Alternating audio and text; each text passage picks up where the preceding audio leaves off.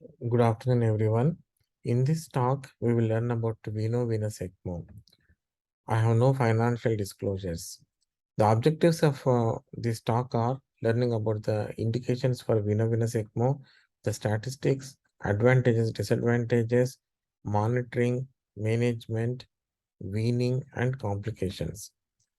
God has made this beautiful mechanism for us for gas exchange in the form of alveolus and the surrounding capillary network over there. On my right side, you can see the structure of an alveolus, the healthy one on to my left side here, which is filled with gas with occasional macrophages and type 2 surfactant cells which produce surfactant. And see the nearness of the capillary network to the alveolus here with potential interstitium. Whereas on to the right side is the injured capillary network here. Besides injured um, pathological alveolus filled with the interstitial fluid here, with alveolar macrophages, leukotrienes, cytokines, development of a hyaline membrane here, widening of the interstitial space, thereby making gas exchange almost impossible. So, this is the pathophysiology of the picture of pneumonia. There is no wonder from this injured picture of the alveolus to come back to the normal, healthy looking uh, air-filled alveolus, it takes time. So during this period, one should be able to support the life. ECMO is nothing but it is a supportive mechanism. It is not a cure. Nature is great. Most of the things will heal given time. And do not harm during this period and support during the repairs. That's all we need to do. So it's a beautiful concept developed over a period of decades to centuries, which culminated in the process of VV ECMO as we're doing now by collecting the blood from a venous reservoir, thereby run it through a gas exchanger such as membrane lung, warm it back to the normal temperature and return it back to the body for supplying oxygenation to the vital organs and rest of the body. So this hard work has been going on for centuries, really. It doesn't stop here, and we need to make further innovations as well to make it more biocompatible. Here is the circuit diagram showing us collection of venous blood from the uh,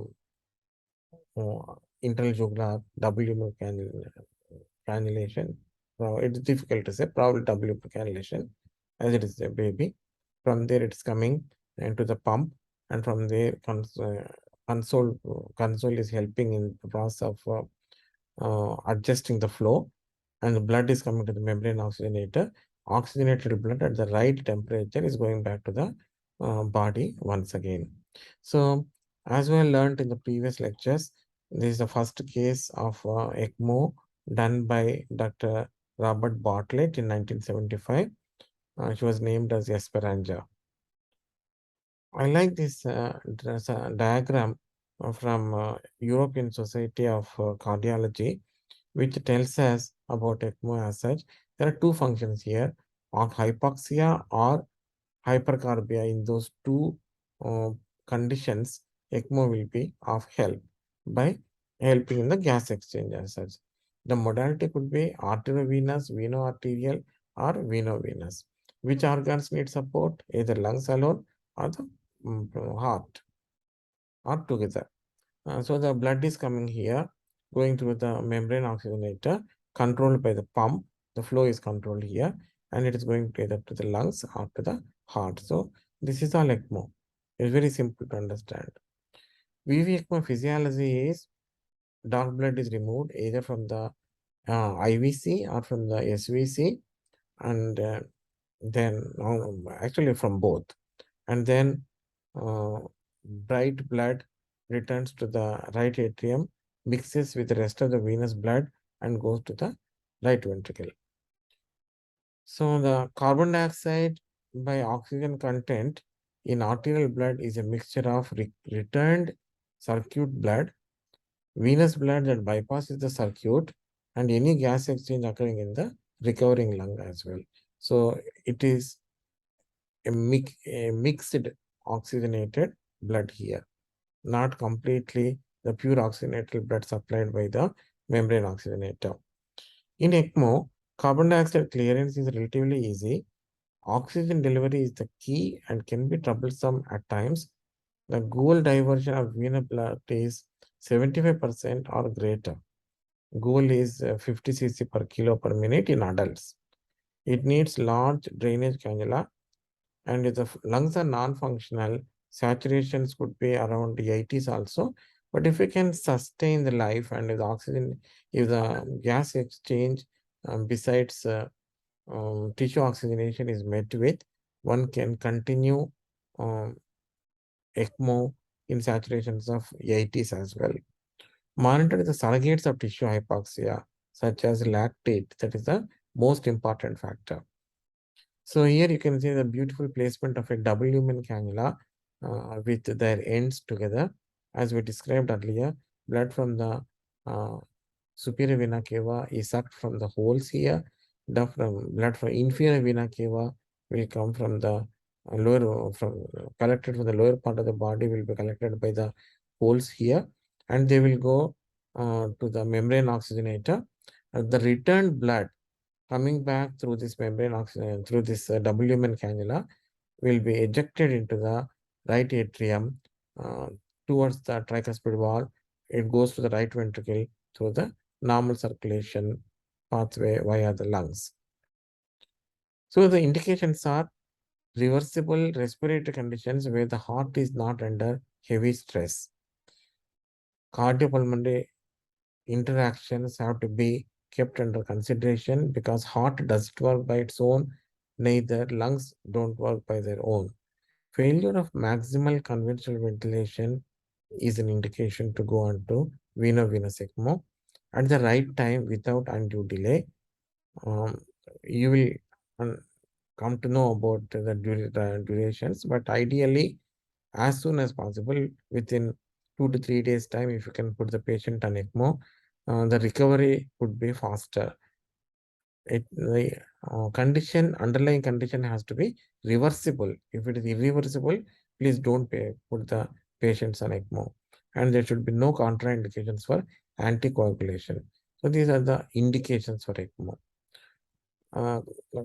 Indications are somewhat common in adult and pediatric populations, such as pneumonia, ARDS, acute and reversible respiratory failure.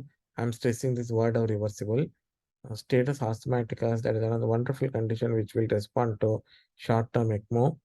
Pulmonary hemorrhage, perioperative support for the airway surgery, severe air leaks, and in patients with severe burns too. Common neonatal conditions deserving ECMO are meconium aspiration syndrome, when maximal conventional management has failed, PPHN, congenital diaphragmatic hernia, sepsis or pneumonia, severe RDS non-responding to surfactant replacement, air leak syndrome. So these are all indications for going on to ECMO when maximal conventional management has failed. It is very important to note the diseases which are not amenable to ECMO. So there is no point in putting them on ECMO. The disease is not rapidly reversible. This means irreversible disease. Bronchopulmonary dysplasia, lung damage has already occurred over there and the fibrosis has taken place. Congenital pulmonary malformations, lymphangiectasia, congenital surfactant deficiencies such as surfactant protein B deficiency, alveolar capillary dysplasia. These conditions are not amenable to placing on ECMO. Uh, Contraindications in neonatal period are age less than 34 weeks. It has been slightly a changing parameter. Weight of less than 2 kilos. Ventilation of more than 10 days. High pressure ventilation, that too. So lung fibrosis already tends to set in these cases. There's no point in putting them on ECMO, or it would take longer period of time to come off ECMO in those cases. Intracerebral bleeds or intracranial bleeds are uh, more than grade 2 IVH, and irreversible disease with poor outcome or limited hepatization. These are the neonatal conditions when you don't want to consider them for ECMO. In pregnancy, also ECMO is quite useful. It has been proven in H1N1 and during COVID times as well. Severe preeclampsia, um, amniotic fluid embolus, massive obstetric hemorrhage, and severe sepsis. These are the conditions in pregnancy which could be helped by ECMO when maximal conventional management at that part of time when they were involved has failed. So the modes of ECMO are venous ECMO as we're reading now.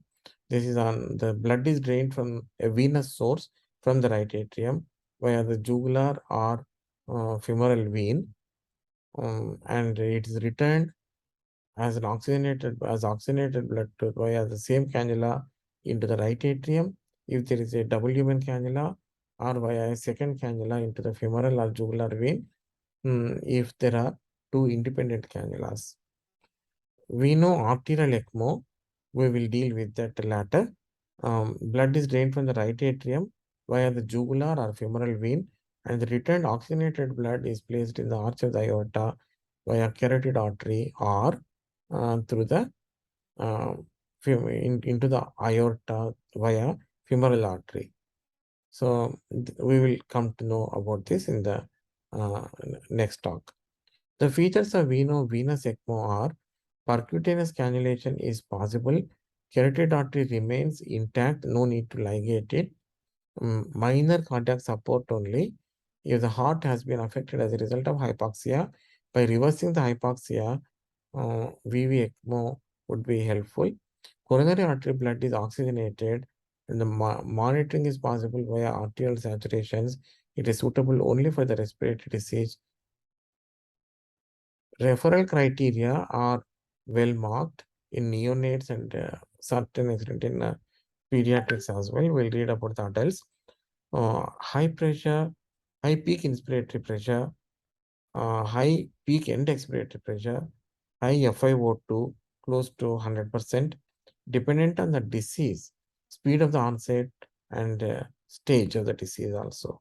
So for experienced physicians, will come to demarcate this uh, quite easily when ventilator settings have been escalating and are not of any helpful improving the gas exchange. Individual assessment remains a priority. The contraindications for ECMO are ventilation of more than 7 to 10 days, intracranial hemorrhage or irreversible disease with poor outcome, and limited hepatization. So here you are seeing an X-ray with a W1 cannula in situ. Another X-ray with grossly consolidated lungs and a W1 cannula in situ. In neonates, the referral criteria have been very well established in the form of an oxygenation index. Oxygenation index is defined as mean airway pressure times FiO2 divided by PaO2 in millimeters of mercury. So, if the oxygenation index is more than 40, then it is a definitive indication to go on to ECMO. This doesn't take into criteria the nitric oxide. If the patient is on inhaled nitric oxide as well, then you have to add a factor of another 10 to this number of 40. Oxygenation index of more than 40 for 4 hours correlates with more or less 80% mortality. In adults and in adolescents as well, Murray score has been quite helpful. It has 4 criteria. You can see the PaO2 by FiO2 ratio here, chest X-ray, how many quarters of the lung have been consolidated, PEEP less than 5, 6 to 8, 9 to 11, 12 to 14, and more than 15, and the compliance as well, noted as seen here. So the total score is taken and divided by 4. When there is more than 3, or 3.5, definitely it's an indication for going on to ECMO. The other ways to measure failure are arterial partial pressure of oxygen less than 50 millimeters of mercury for 4 hours or more, cardiovascular instability, failure to improve, and the pathophysiology of the disease, as well as physician's viewpoint also. So for cannulation, appropriate size DLC will be placed into W-man cannula, will be placed into the right atrium when one is available. In India, we have a problem with the availability of Avalon cannula, which is a standard W-man cannula. So in which case we'll be using two different cannulae. Tip of cannula is in the lower third of the right atrium. Arterial side holes project towards the tricuspid wall. So the oxygenated blood will go towards tricuspid wall, and more lines could be possible in hybrid cannulation. We will read about it as time goes by. Common carotid, the tip of the cannula at the origin of the innominate artery in case of veno arterial ECMO. Here are some of the cannulae showing it's a W-man cannula as well with the venous and arterial limb in the same cannula as you are seeing here. It's a neonatal cannula. Again, having a close look reveals openings on this side here, which will project towards the tricuspid wall. So the oxygenated blood will be ejected through these holes towards the tricuspid wall in the right atrium. This is a picturesque demonstration of Avalon Elite W-man cannula, how it looks like when it is in situ.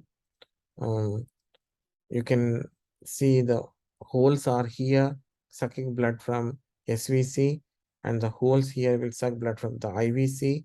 And so the venous blood will go directly through the membrane oxygenator through the venous limb of the circuit, whereas the arterial blood or the oxygenated blood will be coming back from the arterial limb of the same W cannula, and with the holes placed in the right atrium in this cannula. These holes will be ejecting oxygenated blood into the right atrium, which goes through the tricuspid valve into the right ventricle and through the normal circulation again. So here is the picture of W-man cannula.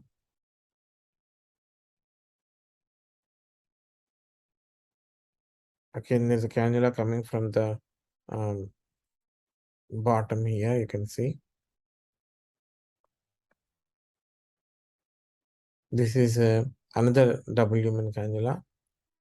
So pre-ECMO anatomy, we know venous ECMO, lung injury and failure of pulmonary function, as in the case of pulmonary injury secondary to massive pneumothorax or recurrent pneumothorax in this case. Cannula with the venous and arterial blood, that's a W-man cannula here again. These are two different cannulas.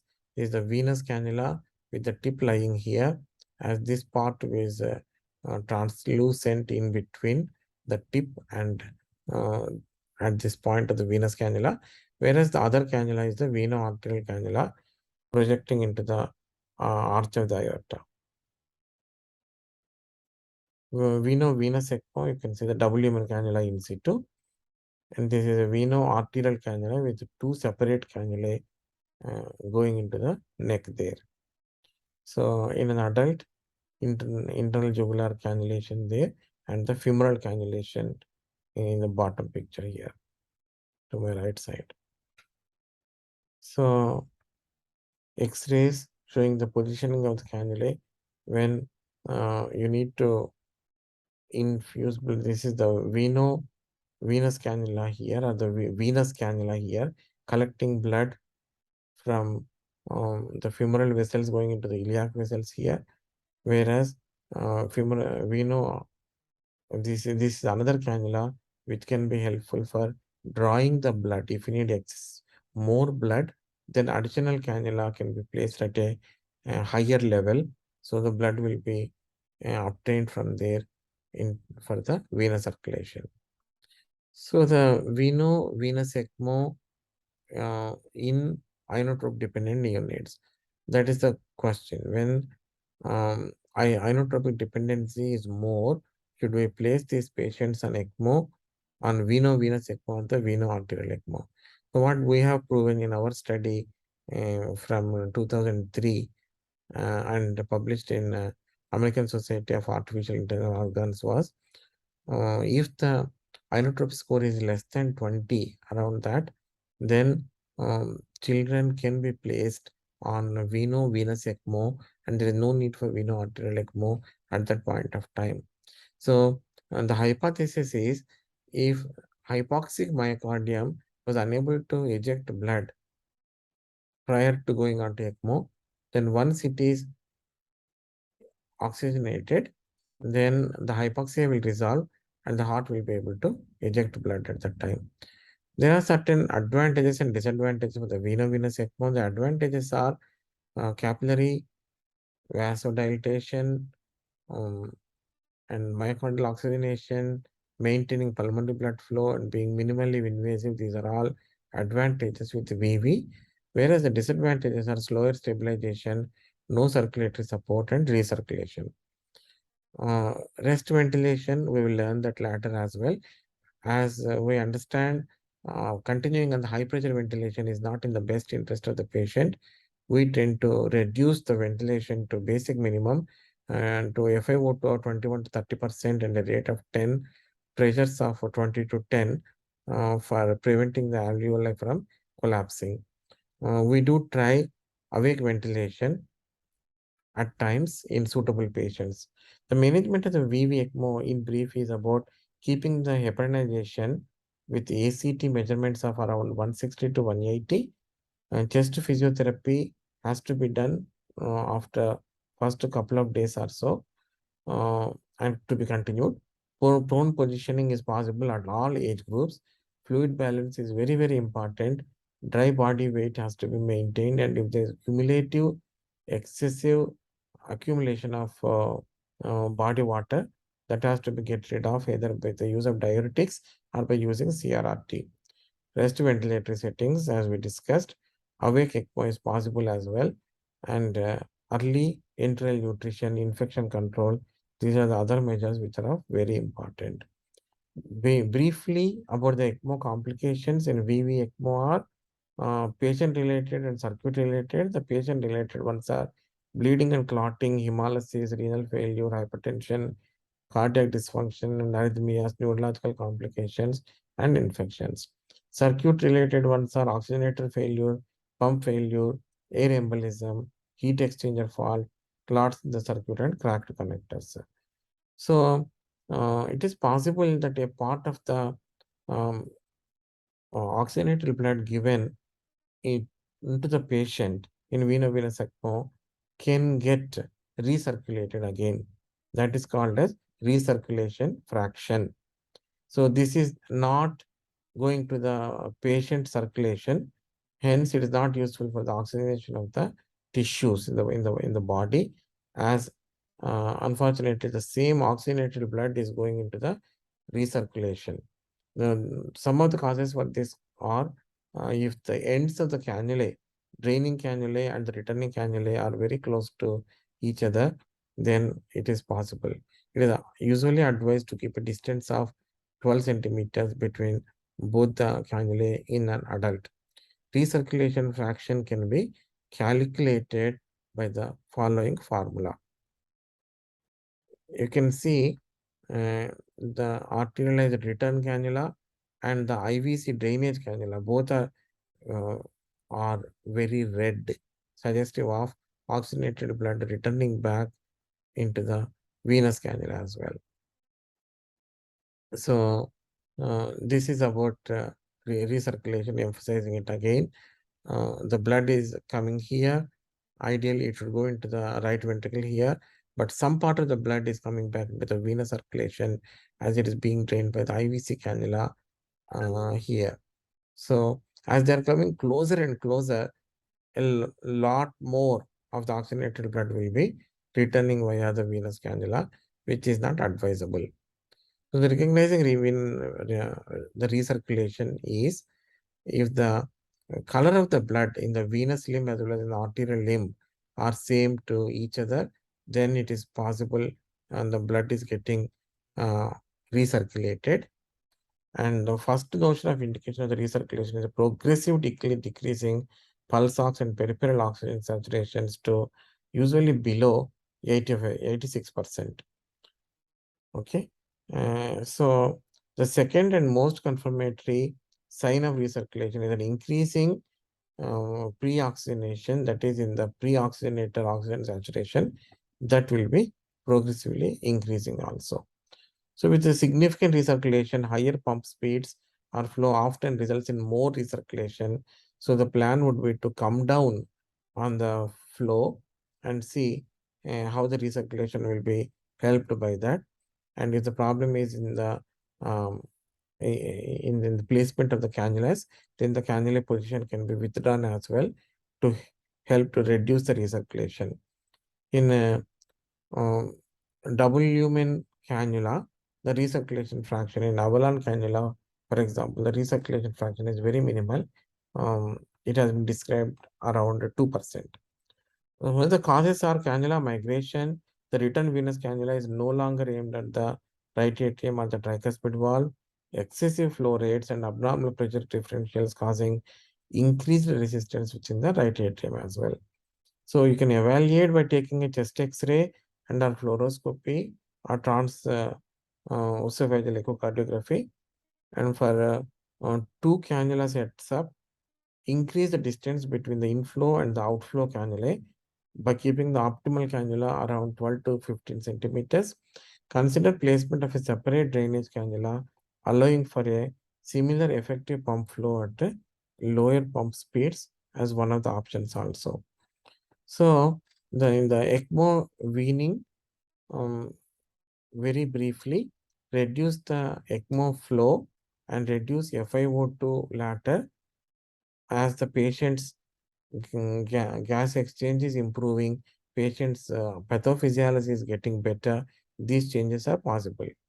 So first, immediately you support the patient completely on ECMO, give lung rest, do chest physio with repeated chest X-rays and with the gas, with the blood gases. We know the lungs are getting better, the gas exchange is getting better, and then get to the moderate flow before weaning starts in adult, 3 to 5 liters per minute.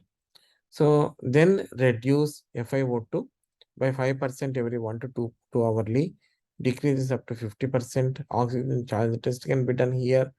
If positive, continue weaning, and they still at the time also the ventilating settings have to be moderate. Then when you are ready, the chest X-ray is clearing up and it is possible to ventilate the patient, then reduce the sweep cap gas, adjust as per the blood gases, and stop the sweep gas completely. So the trial of decannulation are when the blood gases and chest X-ray improves, flow and FiO2 can be weaned. Ventilatable patient on moderate settings is possible at this stage. Then one can go for decannulation by taking the cannulae off and ligating them or repairing them. Need for second ECMO or re-ECMO can be seen in some cases. We have done second ECMO in nearly 3 to 4% of the cases, and third ECMO wasn't desirable, but definitely second ECMO we have done when the patients deteriorate again. Venous ECMO follow-up involves multiple systems point of view, respiratory with lung function, treating the infection-related issues, psychological well-being, cardiac evaluation, physiotherapy and rehabilitation, neurological, sensory neural hearing loss has been observed in neonates and children. Quality of life issues could be there as well. This is a picture about decannulation of the venous ECMO, and this is how the neck look like after decannulation. How long will it take for the recovery of the lungs? It is $1 million question, as we don't know the answer. But certainly in case of meconium aspiration syndrome, in 3 to 4 days time, lungs will get better. In other cases, sepsis or viral pneumonias, bacterial pneumonias, other cases, it definitely tends to take longer period of time. The ECMO science is evolving further and further with uh, development of paracorporeal ambulatory lung device for prolonged ECMOs. If the ECMOs support is needed for weeks to months period of time, then these are the wearable compact lung being developed at the University of Michigan, Pittsburgh, and Maryland. It is still um, being in the process of development. Hopefully, it would be available extensively sooner. And for prolonged ECMOs, um, lung transplantation is another viable option. In the pediatric lung transplantation, the indications and outcomes are they are reasonably good when it is available. Um, as you can see in these cases, after 1 year, the survival rate is close to 85%, and after 3 years, the survival rate is around 65% as well. Overall survival in children after lung transplantation is 5.4 years for patients who received transplants between 1990 to 2015. In those who survive past 1 year after transplant, unadjusted survival is around 8.8 years. So in adults, most recent international study for heart and lung transplantation registry reports it showed 5 year survival of around 60% and 1 year survival of 85%. So the most important principle to understand is ECMO is used for prolonging life but not death. Unfortunately, in certain cases, we can tend to put the children on ECMO, but later on, if it becomes clear that the disease is not reversible, then we may have to take this decision about stopping the ECMO at that point of time. So the take home message is we discussed indications and contraindications for the veno-venous ECMO at different age groups, the selection criteria to initiation and management of VV ECMO. We touched upon it briefly. Recirculation has been explained. Weaning and decannulation, prolonged ECMO, how we are going to manage, and further advances. So these are the things we have discussed. Thank you very much for patient listening. If there are any questions, I'm happy to answer.